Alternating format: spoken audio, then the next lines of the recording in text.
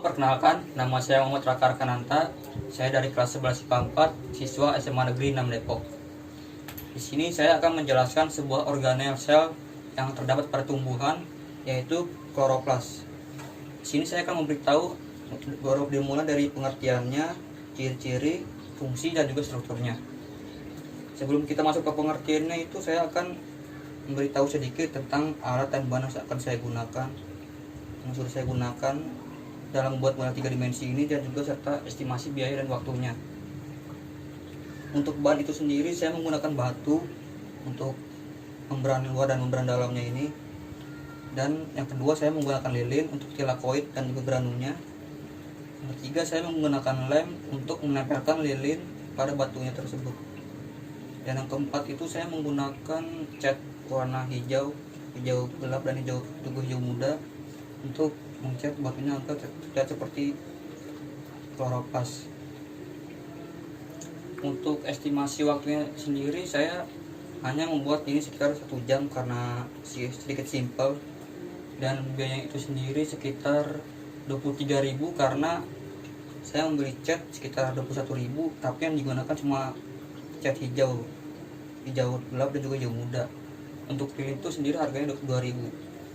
Untuk lem dan batu saya sudah punya di rumah, jadi saya tidak perlu membelinya lagi. Oke, kita masuk ke dalam pengertian dari kloroplas. Kloroplas itu adalah sebuah organel sel yang hanya terdapat pada tumbuhan. Kloroplas ini sendiri berfungsi sebagai tempat terjadinya fotosintesis. Kloroplas itu memiliki 2 membran atau yang biasa kita sebut sebagai membran ganda. Membran tersebut adalah membran luar dan membran dalam. Kloroplas sendiri ini hampir terdapat di setiap tumbuhan, namun tidak umum. Dan ciri-cirinya itu sendiri, yang pertama, kloroplas itu adalah sebuah plastisida yang memiliki klorofil. Yang kedua, ukuran kloroplas itu sendiri sekitar 2 x 5 mm. Yang ketiga itu, kloroplas adalah sebuah organel yang terdapat pada sebuah cairan yang bernama sitoplasma. Dan yang keempat, kloroplas itu sendiri memiliki 2 membran ganda yang seperti tadi saya bilang, yaitu membran luar dan juga membran dalam. Fungsi dari kloroplas itu sendiri adalah untuk tempat terjadinya reaksi fotosintesis. Fotosintesis itu memerlukan sebuah energi matahari. Lalu energi matahari tersebut akan diserap oleh klorofil dan juga akan diubah menjadi sebuah zat kimia, lalu disimpan menjadi bahan karbohidrat untuk makanan dari tumbuhan itu sendiri, yaitu adalah sebuah reaksi singkat dari fotosintesis. Oke, kita langsung masuk ke strukturnya. Untuk strukturnya itu sendiri ada 6 struktur utama ya. Struktur yang pertama itu ada membran luar. Membran luar itu sendiri adalah membran yang permeable. Permeable itu sendiri adalah membran yang dapat dimasuki oleh semua zat tanpa terkecuali, maupun zat cair atau zat padat. Yang kedua itu ada ruang antar membran. Ruang antar membran itu adalah sebuah membran yang dapat membatas antara membran dalam dan juga membran luar.